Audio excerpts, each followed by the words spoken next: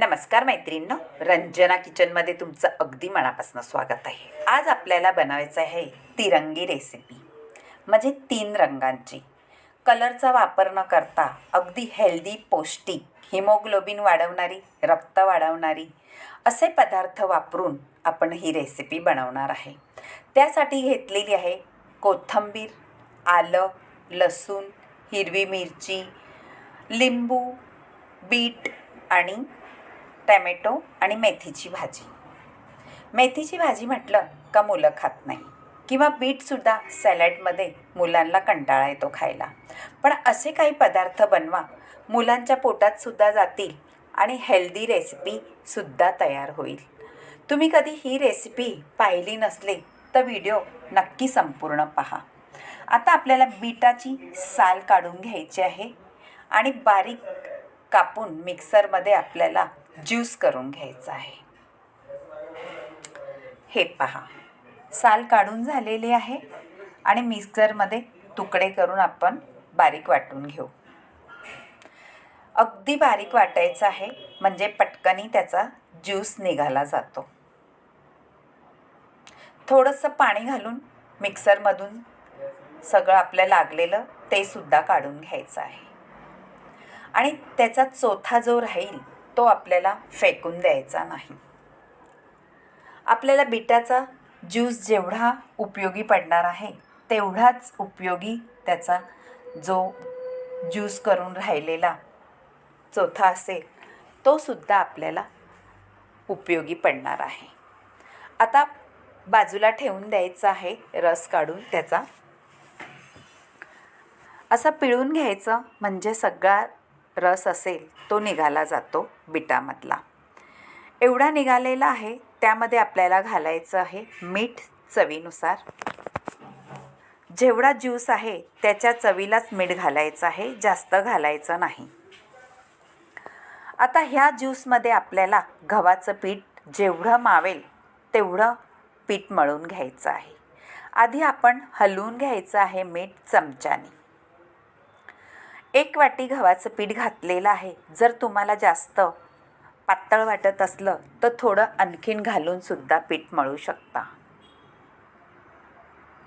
गव्हाचं पीठ म्हटलं का पौष्टिक. मैदा आपण न वापरलेलाच बरा, कारण मैद्याचे पदार्थ आपल्या पोटाला नक्कीच अपायकारक होतात. त्यामुळे जेवढं तुम्ही गव्हाचा पीठ किंवा बाजरीचं, ज्वारी, नाचणी ह्या पिठापासून नक्कीच पदार्थ बनवत जा. लहान मुलांसाठी बी तेवढेच उपयोगी पडणारा पदार्थ आहे आणि मोठ्यांसाठी सुद्धा. आता हे पीठ मळून झालेलं आहे. थोडंसं तेल घालून आपण चोळून ठेवू, म्हणजे वरून पीठ आपलं आवरण सुकणार नाही.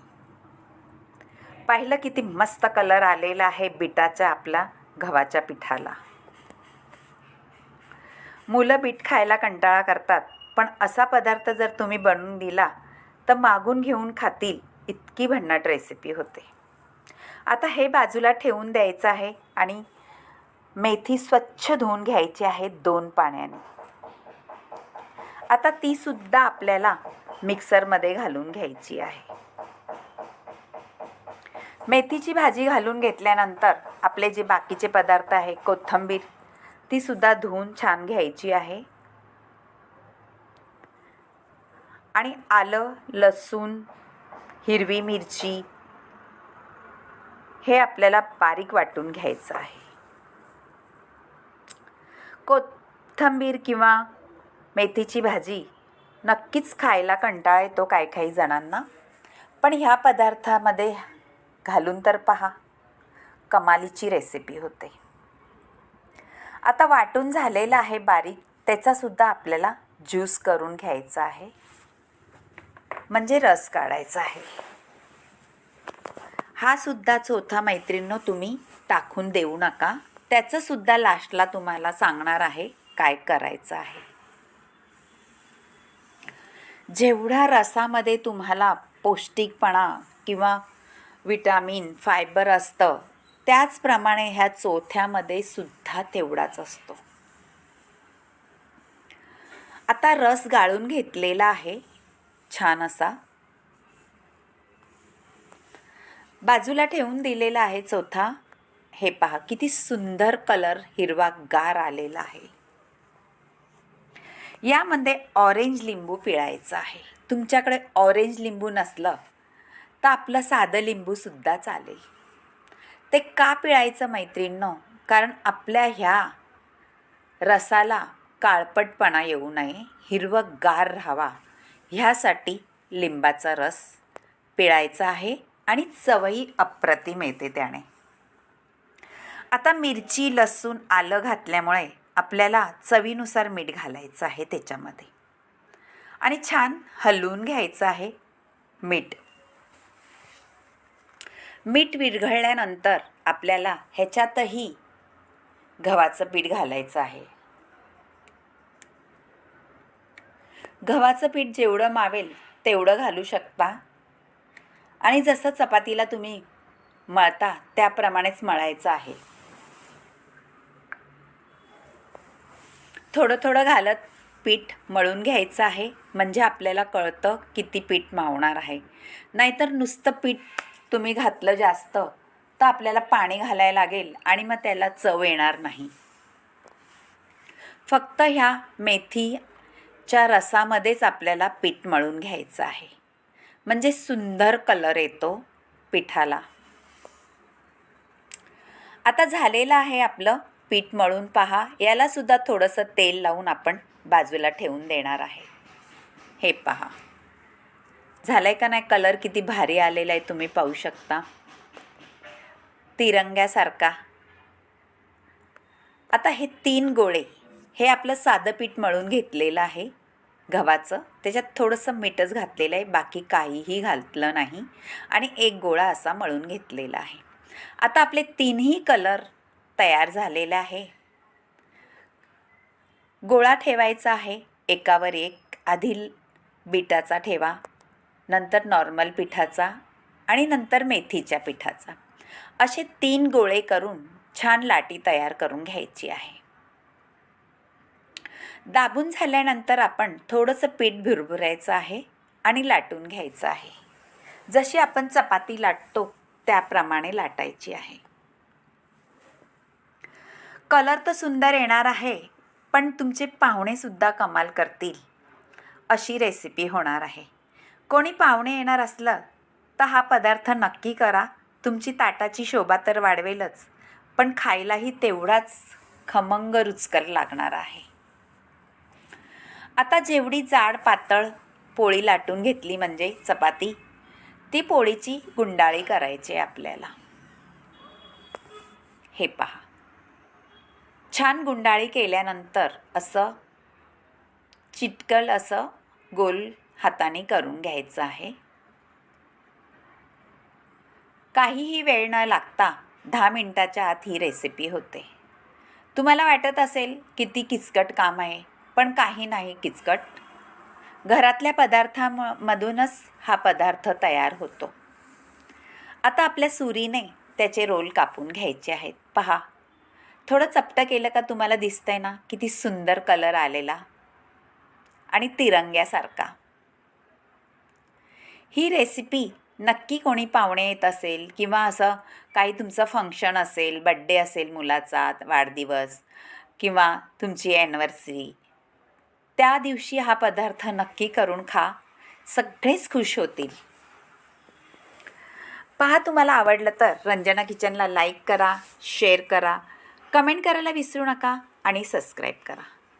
तुमच्या मैत्रिणीसोबतसुद्धा हा व्हिडिओ शेअर करा.